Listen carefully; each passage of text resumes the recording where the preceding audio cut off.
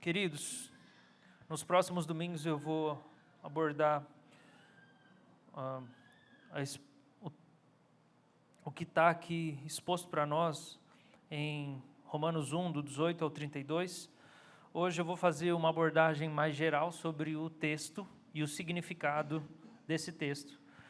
E a minha intenção é, nos próximos, pelo menos 2 domingos, tratar sobre questões de gênero e transexualidade. Ok? Então, essa é a minha intenção. Mas como a gente está fazendo uma série expositiva e a gente tem o objetivo de abarcar toda a Epístola de Romanos, embora eu tivesse a semana toda pensando que eu já entraria nesse tema objetivamente no dia de hoje, quando foi chegando sexta, ontem, e eu fui organizando o texto, eu percebi que primeiro eu precisaria explicar esse texto de uma maneira mais abrangente, e daí a gente entra nas minúcias a partir da semana que vem. Então essa é a minha intenção, e é por isso que eu estou com o bigode do Freddie Mercury.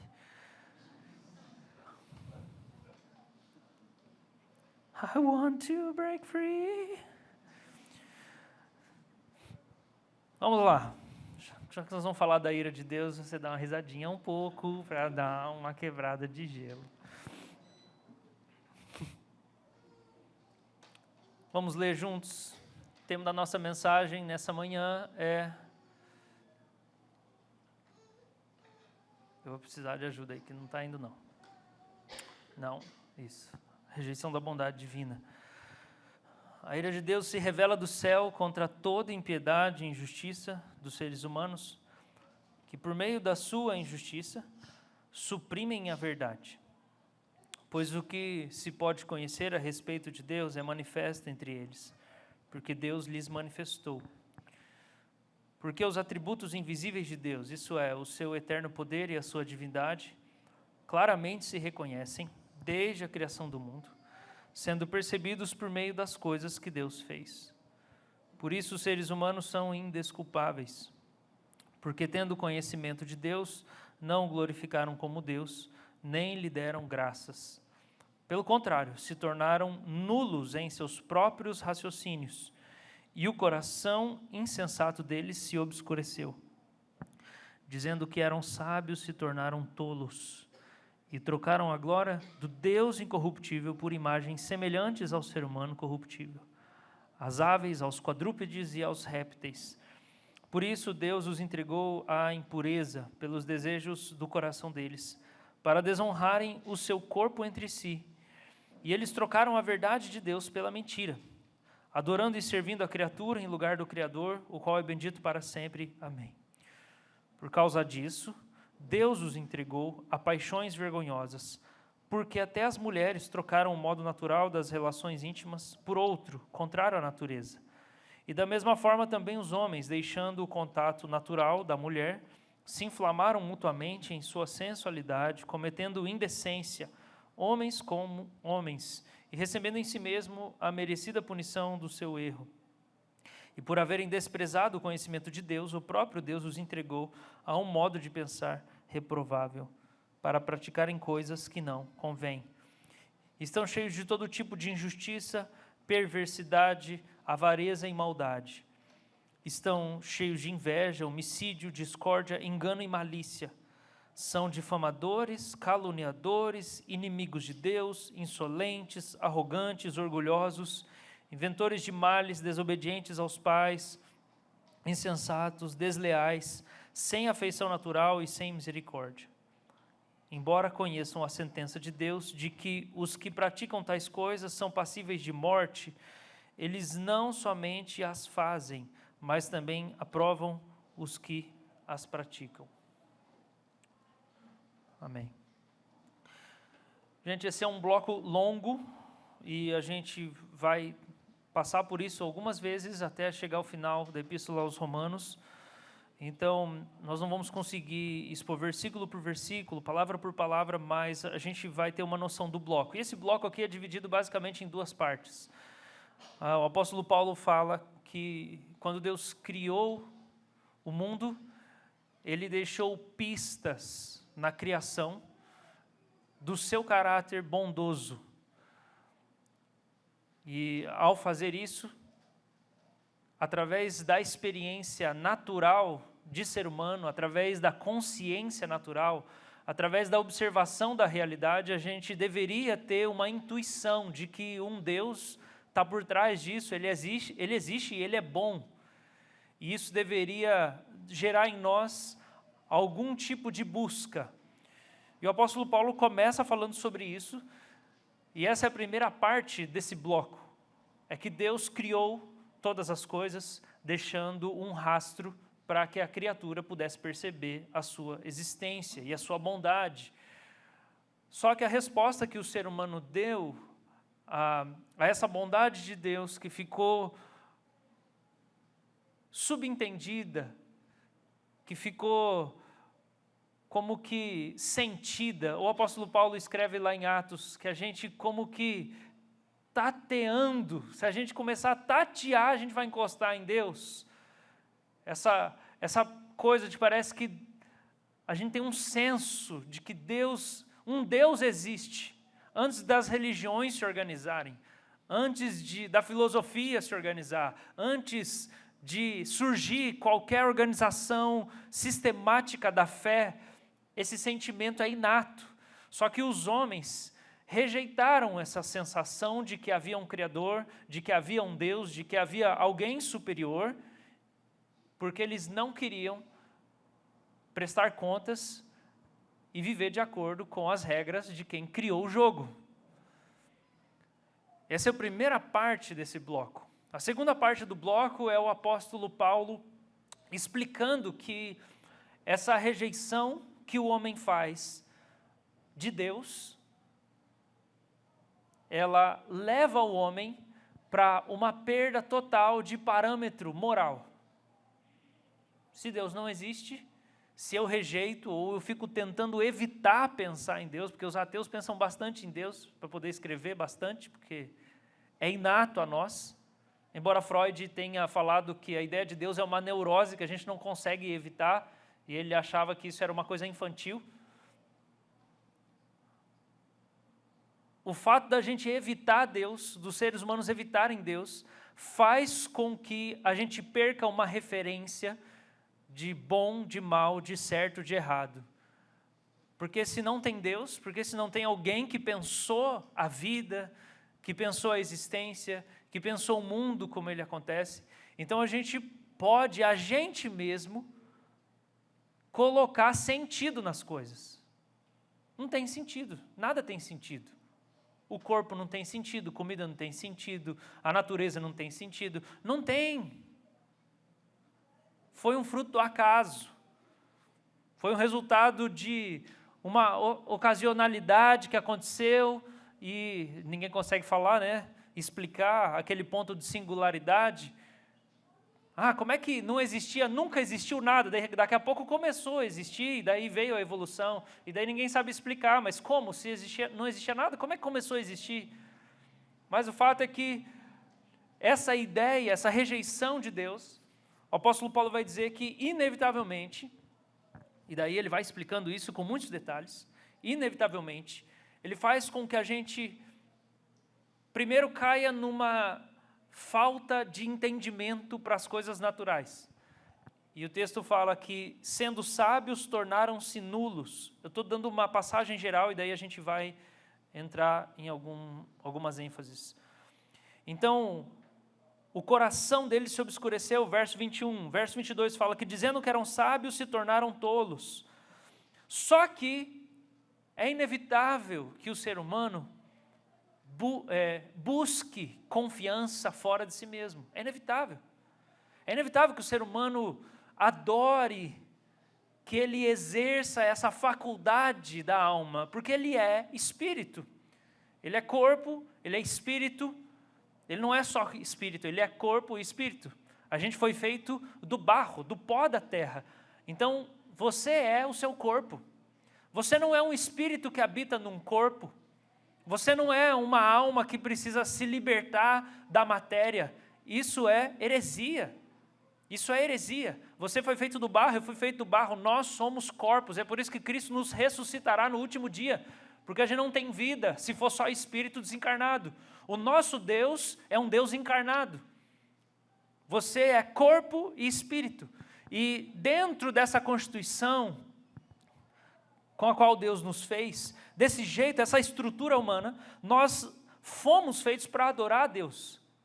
E o fato da gente rejeitar o nosso Criador não nos tornou seres que não adoram mais. Pelo contrário, o apóstolo vai dizer que daí os seres humanos começaram a buscar outros objetos de adoração.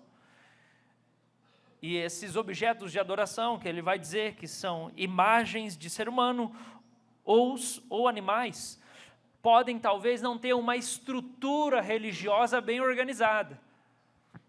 Quem se afirma ateu ou quem se afirma irreligioso pode não ter uma estrutura religiosa organizada, um sistema de credo organizado, um sistema ritual de sacrifício organizado. Mas é inevitável que o ser humano preste adoração. E como ele rejeitou a divindade, que é quem merece a adoração, ele começa então a adorar partes da criação. E isso significa um apego desesperado pela criatura. Talvez pela pessoa que você ama, talvez pela sua esposa, talvez pelos seus amigos, seu círculo social. Aquilo ali é Deus para você. Você adora aquilo. Você adora pessoas que você acredita que vão te conceder um significado. Você adora a posição. Você adora estar em visibilidade, ter um reconhecimento. Você adora os seus filhos porque você acredita que eles dão sentido para você. Eles dão sentido para a sua vida. Gente, coitado, as crianças vão dar sentido para alguém. As crianças vão dar sentido para a vida. Isso faz com que as coisas boas da nossa vida, que Deus fez para nós, porque Deus faz tudo para o nosso bem, para o nosso deleite. Deus criou tudo para o nosso deleite, gente. Isso faz com que essas coisas boas que Deus criou, na nossa experiência ordinária, elas comecem a se tornar ruins.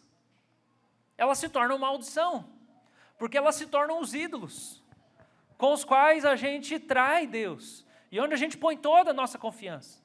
Eu vim hoje de Uber, e é a segunda vez que eu pego o Uber no domingo de manhã, com o mesmo senhor, e eu não lembrava do rosto dele, mas quando ele começou a contar a história dele, eu lembrei que eu já tinha ouvido. E ele era um senhor japonês, muito gentil, e eu entrei no carro e ele, Arthur, parecia um tio, que fazia tempo que não me via. E a gente começou a conversar, e aí ele falou, você é o segundo passageiro que eu pego, e daí ele foi falando que o filho dele está estudando medicina, e o filho dele, no primeiro ou segundo ano, teve crise de pânico, e 2 vezes, uma vez no mercado, uma vez em casa, e daí ele morando, acho que em São Paulo, decidiu se mudar para Curitiba, para morar com o filho, até acabar a faculdade, para o filho não se sentir mais sozinho e ter crise de pânico. E daí ele estava falando como era a dinâmica, que o filho estudava muito, e ficava muito no computador, e etc., e que às vezes ele ia pescar com o amigo dele, daí um dia ele falou assim que ele ia pescar, ia passar 2 dias fora, ele olhou na cara do filho, o filho dele já estava com medo, que ele já fosse embora, voltasse e não ficasse mais com ele. E eu comecei a pensar nesse amor paternal. A esposa ficou com a filha mais nova, o pai veio aqui ficar com o filho. Eu fiquei refletindo sobre isso, não refleti tempo suficiente para poder concluir algum juízo de valor se ele estava errado ou certo de ter deixado a esposa lá para vir para cá. Não me aprofundei tanto, mas eu fiquei pensando sobre o amor paternal, que está nascendo no meu coração, e que é uma coisa tão bonita, e que Deus que criou, para a gente poder entender como Ele é, e como Ele nos ama, e essa afetividade, só que tudo isso se torna objeto de adoração e assume o lugar de Deus na nossa vida, se a gente rejeita a ideia de Deus. E é assim que Paulo começa. E a partir disso, o apóstolo Paulo diz que por termos trocado Deus pela criatura, Deus, então, abriu mão da humanidade. Ele abriu mão. Vocês não vão me adorar, vocês não querem me ouvir, vocês não estão rejeitando o Criador, vocês estão rejeitando a bondade toda de tudo isso que eu criei para vocês. Então eu vou deixar vocês. Eu vou deixar vocês andarem segundo o instinto natural, os pensamentos e tudo aquilo que vem, tudo aquilo que eu coloquei em vocês e que precisa ser regulado pela adoração. A razão, o sentimento, a vontade, os hábitos, a sexualidade, tudo que constitui o ser humano, Deus criou para ser regulado pela adoração a Ele. E Deus disse, então, se vocês me rejeitam, eu vou deixar vocês serem guiados, então, pelos instintos e as vontades e os desejos. E o que acontece quando a gente mata Deus, quando a gente tira Deus de cena, e a gente arroga para si que nós somos senhores de si mesmos. Quando a mulher diz, eu sou senhora de mim mesmo, ninguém manda em mim, não tem homem, não tem Deus, não tem família, não tem autoridade nenhuma, eu sou senhora. Quando o homem diz, eu sou senhor de mim mesmo, não tem Estado, não tem pai, não tem igreja, não tem Deus. O que acontece é que todo o buraco que existe dentro de nós, todo o vazio que existe dentro de nós, essa sede existencial, essa sede da nossa alma, a gente tenta matar essa sede na experiência natural da vida. Só que a criação de Deus boa, que Ele fez para nós, ela não foi feita para saciar essa sede, essa fome que a gente tem. Não, Deus não criou a gente para a gente conseguir ser feliz só casando com a pessoa que a gente sonhava. A gente não foi criado, desenhado pelo Criador, para a gente ter paz, para a gente ter tranquilidade, sendo bem-sucedido profissionalmente e pronto, virei um ícone. Seja qual for a experiência natural. Me tornei alguém que vive fazendo mochilão, peregrinando, um cigano. Cada dia eu estou num país do mundo, ninguém manda em mim, eu sou totalmente livre, eu durmo onde eu quiser, um dia eu estou na Europa, no outro dia eu estou lá na Ásia, no outro dia eu estou na América Latina, eu sou livre. Nenhuma dessas experiências humanas, naturais, boas, porque elas são boas, porque Deus fez bom para o nosso bem, elas não podem saciar a fome da nossa alma.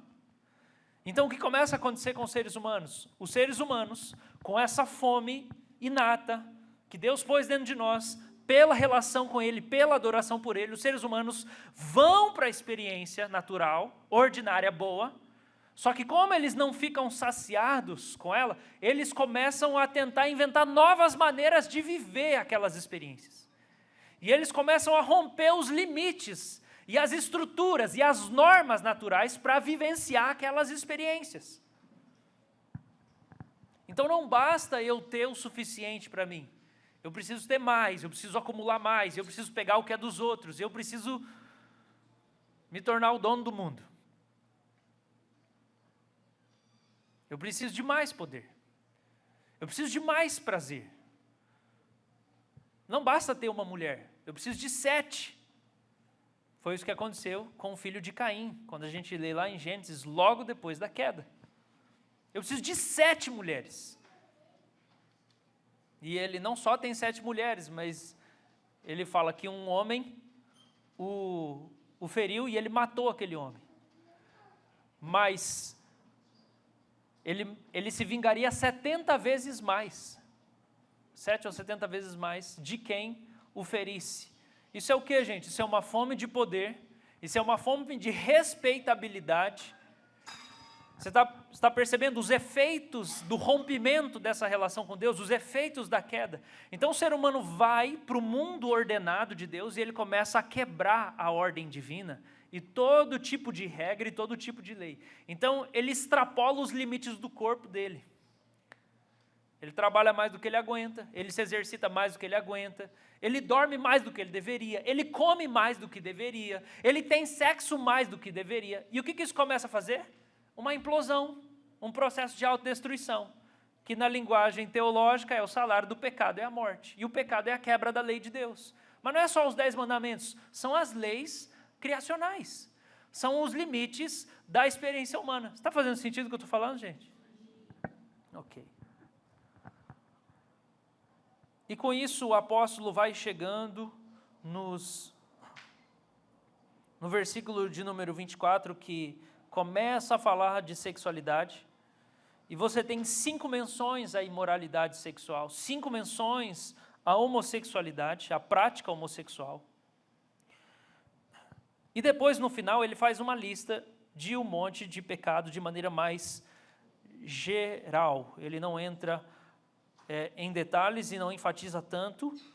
A partir do versículo de número 29, ele faz uma lista que ele vai só en passant, diferente da ênfase que ele dá do 24 ao 28 para a prática da imoralidade sexual, em que ele fala que homens abandonaram o procedimento natural de relação sexual com as mulheres para ter relações sexuais entre si mesmos, e as mulheres do mesmo jeito. E daí, talvez venha a pergunta, por que Paulo está dando ênfase? Parece que, por que ele fica enfatizando a prática sexual entre pessoas do mesmo sexo? Agora, se a gente entender um pouquinho do 18 até o 23, a gente sabe por que ele está dando essa ênfase.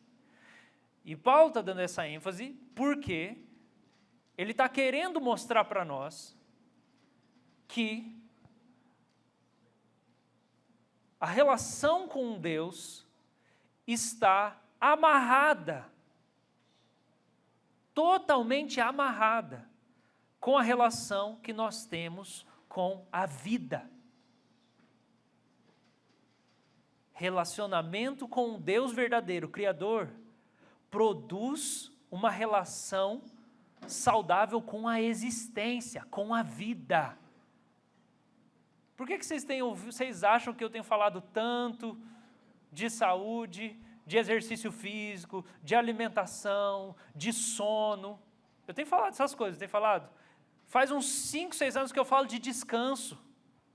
Eu falo de Shabá, eu falo de desligar o celular.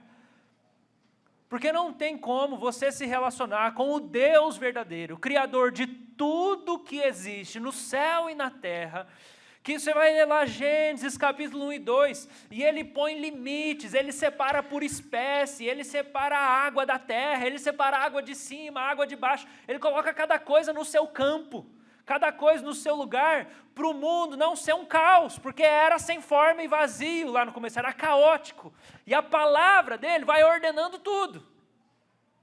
Se a gente vai adorar esse Deus que mantém o mundo em ordem, pela palavra do seu poder, todos os dias, você não acorda e o mundo está preto e branco. Não acorda, Deus continua mantendo as cores e a estética no seu lugar. Existem leis naturais que Deus estabeleceu. Se a gente vai adorar esse Deus, o efeito disso na nossa vida tem que ser uma relação saudável com a vida e com a existência. Porque se a nossa relação com a existência não é adequada, se a minha relação com o meu corpo, com a minha saúde, com o meu sono, com a minha alimentação, com o meu vizinho, com o meu próximo, com o conhecimento, não é uma relação saudável, significa que essas coisas são ídolos. Porque o ídolo demanda adoração. Então, eu me entrego descontroladamente a alguma área, algum aspecto da vida natural, porque aquilo é um ídolo, e minha vida está em desequilíbrio. Porque se o ideal de liberdade ele se torna uma obsessão, eu vou romper com todas as alianças que eu tenho. Porque eu preciso ser livre. Eu preciso ser livre. Então eu não tenho casa, eu não tenho raiz, eu não tenho para onde voltar, eu não tenho lar. Porque eu sou livre, eu quero ser livre em todos os sentidos. Eu não quero ter ninguém para prestar conta, ninguém vai mandar em mim, eu não quero me prender a ninguém. Então assim, eu faço sexo casual, mas eu não faço uma aliança, porque eu quero ser livre. Eu quero ser livre para comer o que eu quiser, para usar o que eu quiser, para experimentar o meu corpo do jeito que eu quiser, ter as sensações que eu quiser, para fazer tudo que eu quiser. Isso é um ídolo. Isso é um ídolo. E de que jeito que isso nos fere? Porque a gente não foi feito para adorar a virtude da liberdade. Ela é uma criatura, ela tem um lugar para ela existir. E se eu começo a idolatrar, o que eu vou perder? Vou perder o consolo da família, porque eu não vou ter família. Eu vou perder o privilégio do descanso.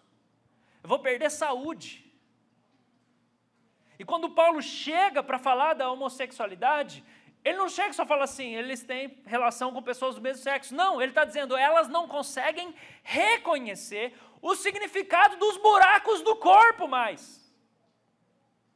Porque eles romperam com o Deus que criou todas as coisas e que dá significado para as coisas. Então essa intuição natural que Deus colocou em nós, que uma pessoa não crente, que nunca leu a Bíblia, sabe que ela está violentando a outra.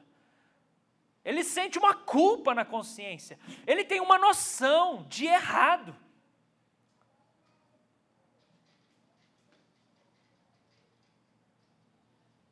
Matou alguém. Não tem como ficar tranquilo. Não tem como ter tranquilidade, ter paz. Você sabe que você rompeu uma coisa. Nunca leu a Bíblia, nunca ouviu falar disso, não sabe do Antigo Testamento, nunca ouviu dos 10 mandamentos. Mas é esse senso inato que Deus colocou na criatura. A gente percebe as coisas. A gente sabe quando a gente está fazendo coisa errada. Em alguma medida, a gente tem essa sensação. E o que Paulo está falando, quando ele chega aqui, é para dizer, a queda, a progressão da queda, a progressão dos efeitos desse rompimento com Deus, foi tão grande que fez com que as pessoas começassem a deturpar o uso natural do próprio corpo. Mas isso tudo é porque elas rejeitaram a bondade de Deus. E Deus tinha deixado a marca, a impressão digital dele na experiência humana. Quando Paulo está pregando o evangelho, lá em Atos, eu não lembro onde que ele está, mas está em Atos, lá mais para o final, que ele fala assim, Deus não deixou de dar testemunho de si, colocando alegria no coração dos homens e dando chuva para as colheitas. É disso aqui que Paulo está falando. Ele está dizendo que o nosso paladar dá testemunho de Deus. Ele está falando que pegar o bebê no colo dá testemunho da bondade de Deus. Ele está falando que dormir uma noite bem dormida dá testemunho da bondade de Deus. O que ele está dizendo é, eles não deram graças. Experimentaram a bondade divina, provaram dessa grande ideia do amor romântico entre um homem e uma mulher, experimentaram isso e não deram graças, não reconheceram, é um testemunho de Deus. É claro que não é todo mundo que tem essa experiência igual, tem gente em lugares pobres que não acessam o consolo, o descanso que a gente acessa aqui. Tem gente que nunca tomou um banho quente na vida, tem gente que nunca deitou e dormiu num colchão na vida, mas experimenta de outra maneira essa bondade e essa graça de Deus. Agora, a gente pensa, tá, mas de que serve isso? De que serve essa experiência natural? E daí a gente precisa chegar num ponto e ter uma clareza, que Paulo não espera que uma pessoa se converta a Jesus Cristo por causa deste sentimento.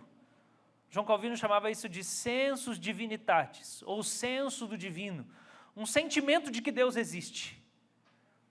Paulo não espera que as pessoas sejam salvas só porque elas têm uma vaga impressão de que Deus existe e que Ele está em algum lugar, talvez Ele não escute a gente. Ele não espera nisso. Ele não espera isso. No entanto, a gente aprende pelo próprio Paulo, por exemplo, na carta aos Gálatas, a gente aprende isso até na própria Epístola dos Romanos, que A lei é uma parte indispensável do Evangelho. A lei é uma parte indispensável do Evangelho.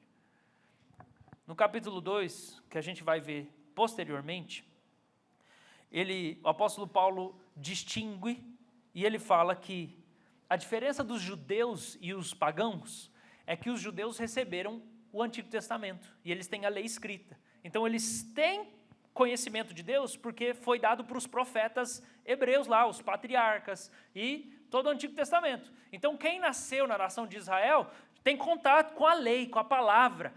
E daí ele tem ciência do certo e do errado por causa da lei escrita. Mas Paulo vai dizer que os pagãos, que não são judeus, eles têm a lei da consciência escrito no coração deles. Então o que o apóstolo Paulo está dizendo é que a experiência natural da vida humana dá para todos os seres humanos uma ideia, uma sensação de certo e de errado e de um Deus justo.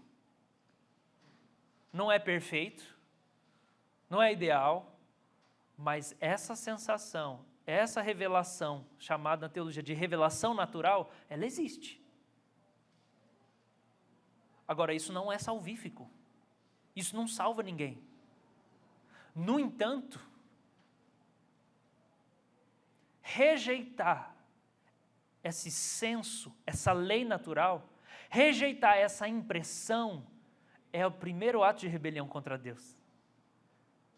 Porque o que é essa lei natural, esse peso de consciência? Essa é uma maneira que a lei natural se expressa, esse senso do divino. Olha de novo aqui, eu quero que você veja comigo, versículo 19. Porque o que se pode conhecer a respeito de Deus é manifesto.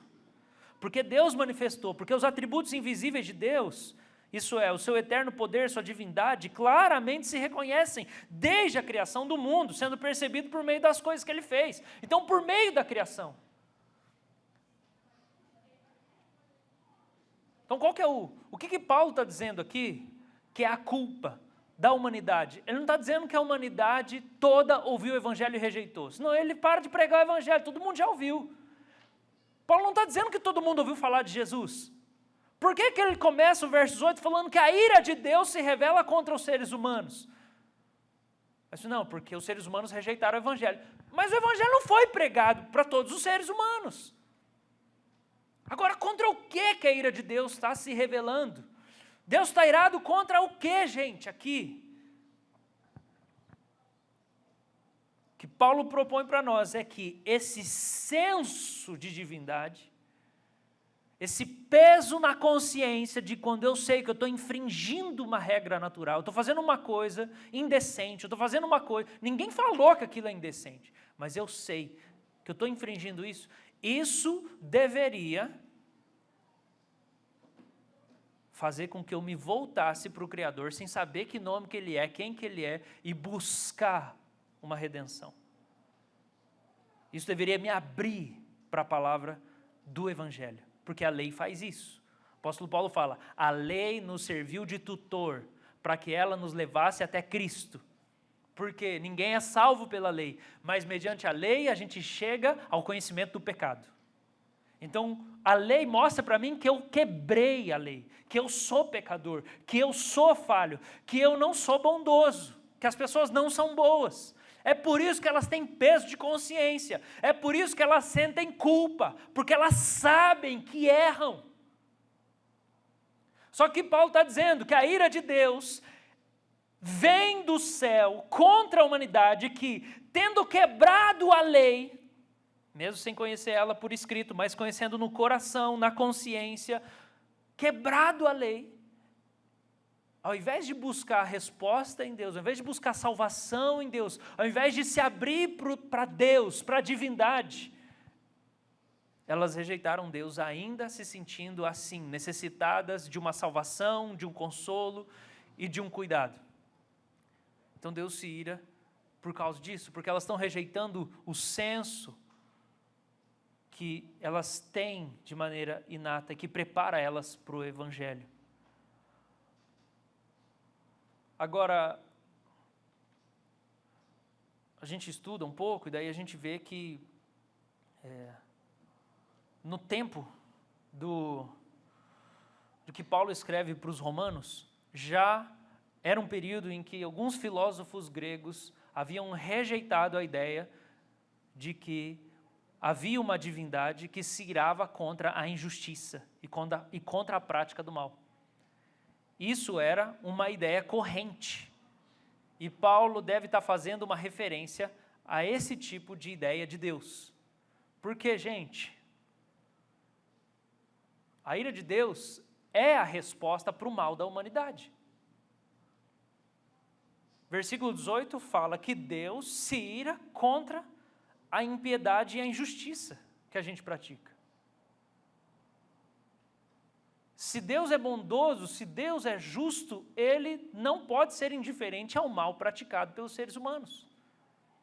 Ele precisa ter uma postura de enfrentamento da maldade. Então Deus se ira contra a maldade praticada. A gente precisa entender isso. Deus não odeia a criação dele tipo de graça.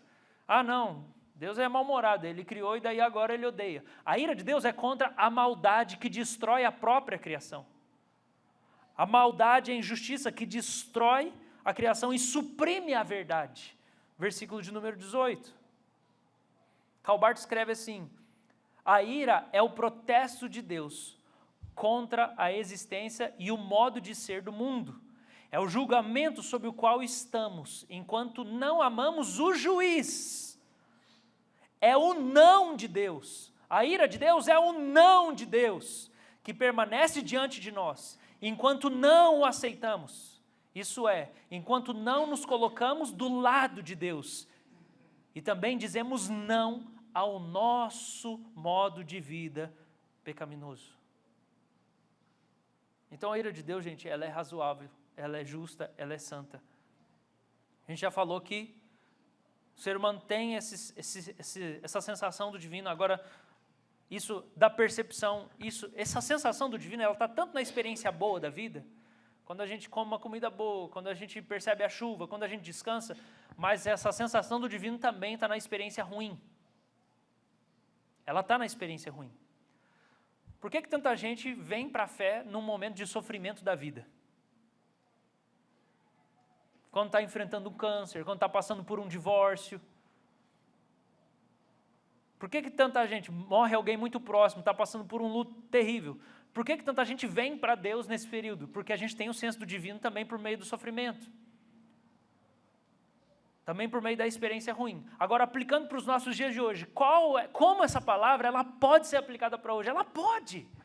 Não é só para os romanos do século I que estavam rejeitando uma ideia de divindade da culpa. Não, gente. Por quê? Porque a ideia da ira de Deus é extremamente desconfortável para a nossa cultura. E a gente está tão cercado disso que a gente começa a duvidar se isso é verdade ou não na Bíblia. Você começa a questionar, será que Deus não é só amor? A gente está pegando um ideal da revolução sexual lá, dos hippies, da revolução feminista, e nós estamos pondo no texto da Sagrada Escritura. A cultura formou um imaginário em nós, de um amor livre de regras, de um amor sem punição, de um amor sem culpa. Amor é amor, sem qualquer tipo de norma, e a gente olha e fala assim, Deus não pode ser diferente. Deus não pode ter ira. Só que o que aconteceu com a gente hoje? Qual é a nossa dificuldade para entender a ira de Deus? Nossa dificuldade, gente, é que a cultura secular, ele oferece a salvação hoje, a salvação é pela psicologia. A salvação, hoje, oferecida pelo ideal de vida secular, é pela psicologia. Por quê? Porque se a lei serve de tutor para nos levar para Cristo, isso significa que quando eu descubro que eu sou quebrador dos mandamentos de Deus, eu penso, eu preciso de um Salvador, e daí Cristo está logo ali esperando. E daí ele fala, vem para mim, que eu vou te perdoar e vou remover a sua culpa e o seu fardo. Daí Cristo é o meu Salvador, Ele me perdoa de toda iniquidade. Amém? Está certo ou não está? Agora, o que é o ideal secular? Ele oferece para nós. Não é essa salvação. Qual que é a salvação do ideal secular? É pela psicologia, por quê? Você chega lá hoje, você senta no consultório, qual foi o seu problema? Você vai ouvir, mas você está se culpando. O problema é que é sua culpa. É quase de maneira generalizada. Mas você é uma pessoa boa. Mas você é bom. Mas você tem valor. Mas você é amado. Gente, presta atenção.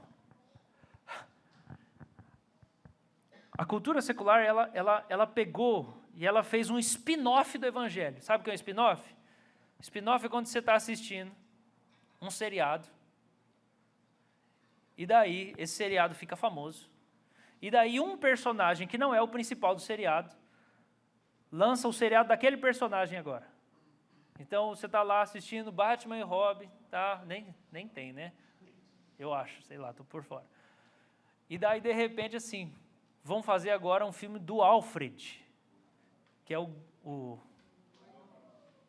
vocês da Bíblia, vocês não lembram os versículos, mas o Alfred... Secularizados. Vamos fazer um seriado do Alfred. Isso é um spin-off, ok? É de uma corrente principal, saiu uma ramificação. Essa ideia de salvação pela psicologia, da afirmação do valor da pessoa humana, porque você é valioso, isso é um spin-off do cristianismo. Aí, o ideal secular, ele rejeitou Jesus e tudo que a fé cristã traz, mas ele pegou o seguinte: a fé cristã valoriza o ser humano, fala que o homem é a imagem de Deus. A fé cristã fala que se você crê em Jesus, você tem perdão dos seus pecados, você tem a remoção da ira, você entra em paz e o amor de Deus sobre você. E ela fala do valor humano. Assim, vamos jogar tudo fora de Jesus e vamos ficar só afirmando que o ser humano é valioso, porque essas coisas todas, elas são uma invenção.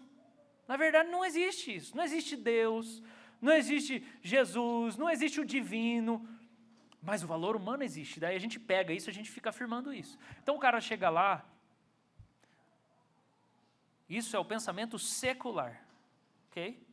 Eu acho que o psicólogo cristão, ele enfrenta muitas lutas para ser fiel, porque a academia não dá espaço para a filosofia cristã. Hoje aqui no Brasil não é fácil você acessar. Então o crente, ele vai lá e ele aprende tudo que o capeta gosta e ele fica tentando ser fiel a Deus com aquilo lá no consultório. E onde eu vou ensinar a cosmovisão. Estava lá no Nordeste, vem psicólogo conversar comigo, aí quer entrar em detalhe, né? Falou, não, eu não sei de psicologia também, né? Porque está tudo em crise. Porque o cara chega lá, e daí ele assim, então, mas eu sinto uma coisa assim por homem. Aí o que vai falar? Não se culpe, você está se reprimindo. Não, mas eu tinha vontade de relação com os meus filhos. Não, mas não se culpe, isso é uma construção social. Você está se reprimindo, vamos desconstruir esse negócio. Não, mas eu não queria dormir só com a minha esposa. Não se culpe. Isso é uma construção social. Você é amado, você tem valor. É a salvação pela psicologia. A gente vai trabalhar aqui, no emocional, na mente. Eu vou afirmar bastante meu valor, eu vou contrariar tudo aquilo que o meu senso natural me diz. Eu não estou falando que não tem gente que carrega culpa em demasia e que está adoecido por causa disso. Tem gente. Cristã e não cristã. E o pecado afeta até a nossa percepção adequada das coisas. Porque uma pessoa que só acha que é um monte de lixo, ela não está tendo uma visão adequada também de si mesma. No entanto, a salvação não é você descobrir o seu valor. Sabe por quê? Porque se você vai... E daí você senta lá e você... Não, porque você é valioso e tal. Pronto, a pessoa saiu de lá. Eu não preciso de Cristo. Não existe ira divina contra mim. Eu não tenho nenhuma dívida com Deus. Eu já estou bem comigo mesmo. O meu bem-estar já está garantido. Eu estou tranquilo. Eu não preciso olhar para a lei divina. Então, de alguma maneira, hoje, a nossa cultura oferece o suprimir da verdade, a supressão da verdade e a rejeição desse senso divino.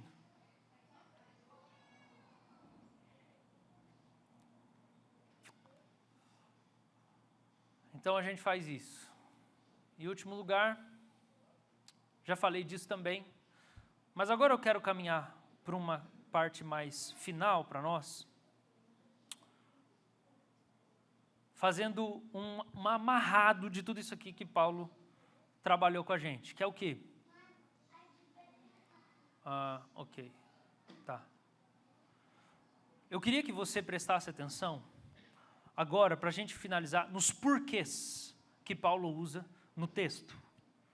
Versículo número 18, o apóstolo Paulo começa: por que não me envergonho do evangelho? Vírgula, porque ele é o poder de Deus. Verso 17, porque a justiça de Deus se revela no evangelho. Verso 18, não tem em muitas bíblias o porquê no verso 18, mas ela existe no grego.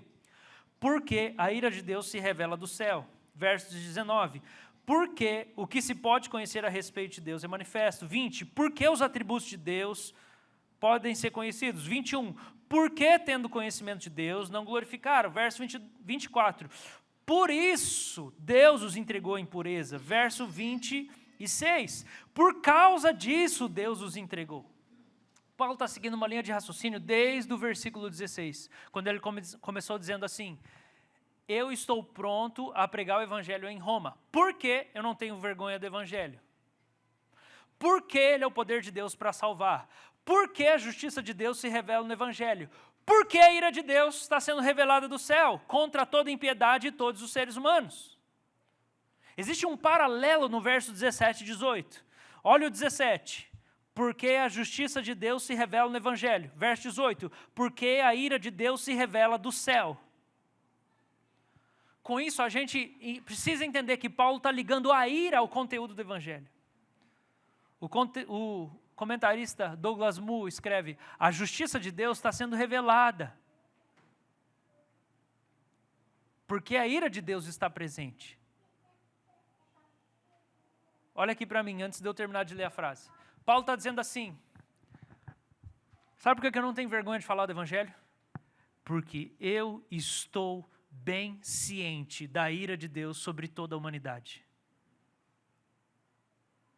Isso é ontológico. Isso é o que vem antes de tudo.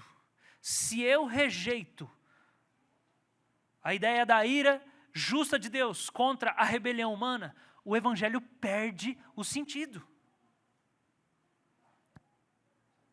Agora, quando a gente se abre para a palavra de Deus nos ferir, e a gente fala assim: ok, então Deus está irado com os seres humanos,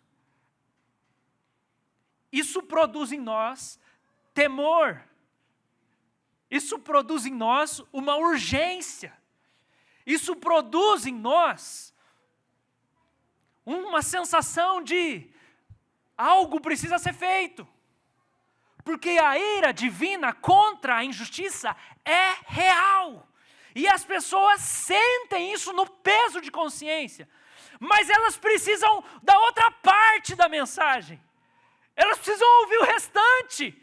Como que aquele peso sai? Como que elas recebem a paz? Por que que elas vivem naquela angústia? Aquela falta de senso de valor? Não é só fica se afirmando, fica se afirmando, fica se afirmando, fica se afirmando. Uma experiência emocional de alívio da culpa não remove a ira contra os pecados. É só a fé em Jesus. Então Paulo está dizendo: por quê?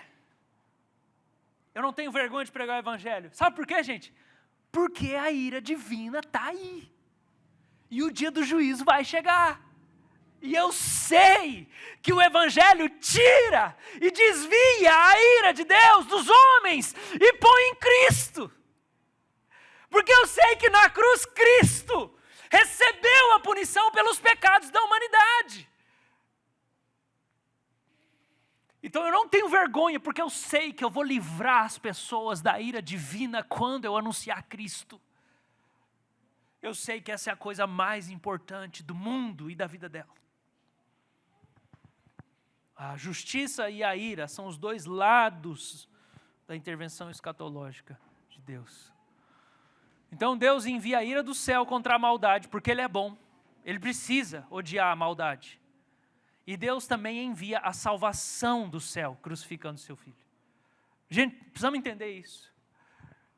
Deus revela do céu a ira contra a maldade dos homens que estão se destruindo a humanidade e a criação.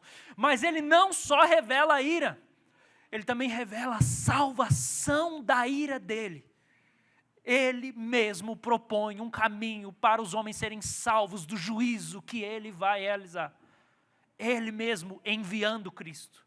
Enviando Cristo. Agora, para a gente terminar, e esse é o ponto principal.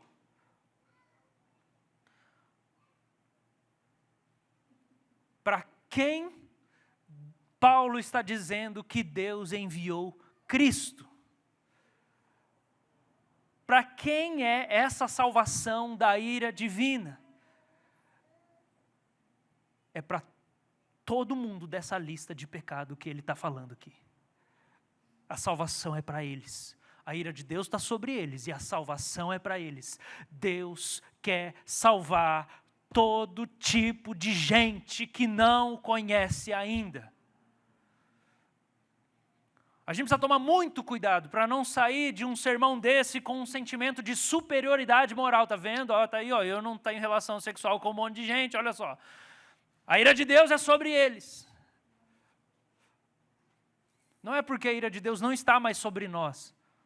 Para deixar claro, a ira de Deus não está sobre nós, porque nós estamos em Cristo. Não é porque a ira de Deus não está sobre nós, que a gente tem o direito de se pensar superior a eles. Porque Paulo está começando a explicar o Evangelho aqui justamente para dizer que o Evangelho é para salvar o povo que preenche essa lista. E você um dia foi parte dessa lista. E você um dia esteve nessa lista. Isso significa que a gente não pode se eximir de anunciar o Evangelho do Senhor para a comunidade LGBT, QIAPN+. Porque o Evangelho é para eles. O Evangelho é para eles.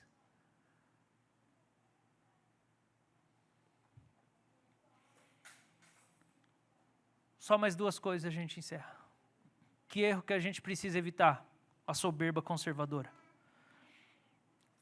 Existe uma igreja nos Estados Unidos cujo site é God Hates Fags.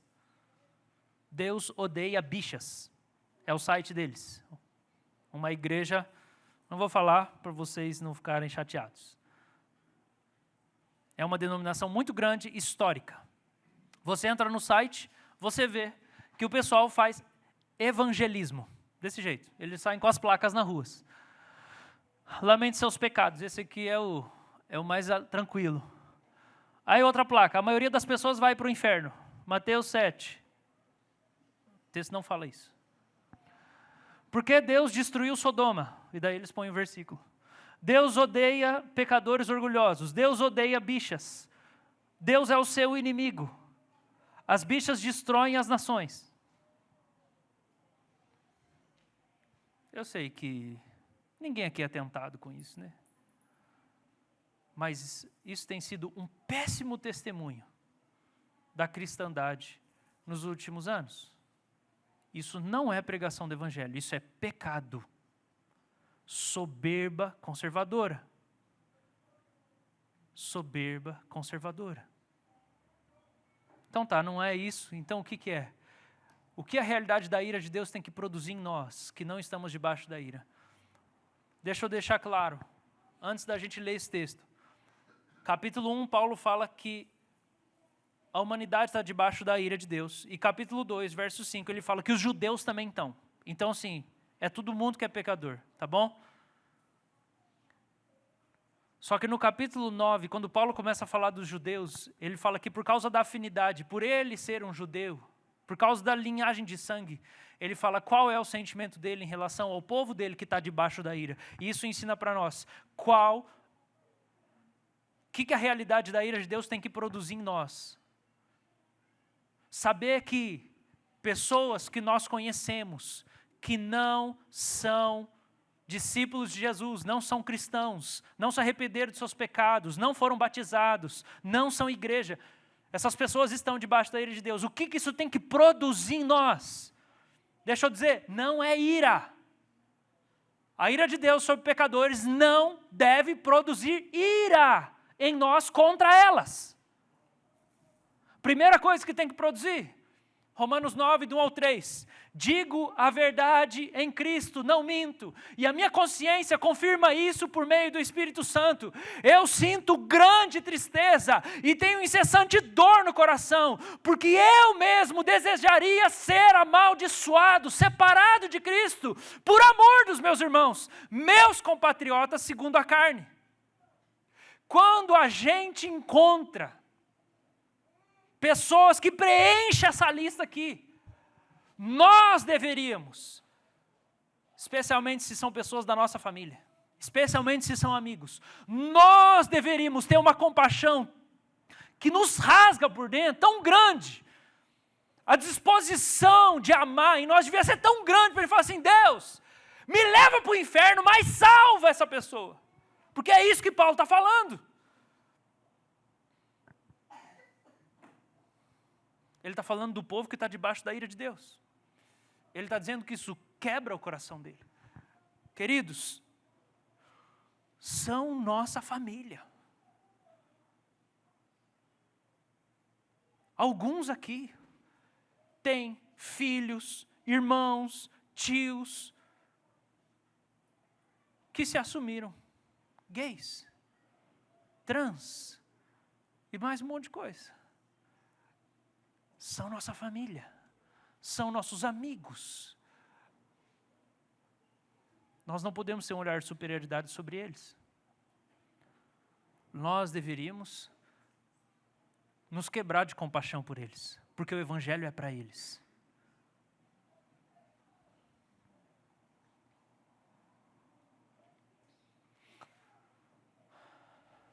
Tem mais? Acho que não tem mais. Vamos orar. Vamos orar, porque embora Cristo não tenha nos redimido, nós somos pecadores também. Nós somos também.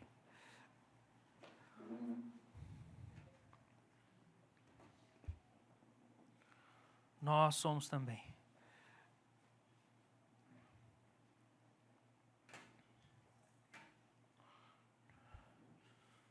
Agora, essa mensagem tira a gente de uma superioridade. Algumas pessoas estão num senso de superioridade, eu sou melhor, e passa de longe. Outras pessoas, não é isso que essa doutrina tem que fazer com você. Tem gente que precisa ser atingido por essa doutrina, porque está muito de boa, achando que não dá nada, e que está tudo certo.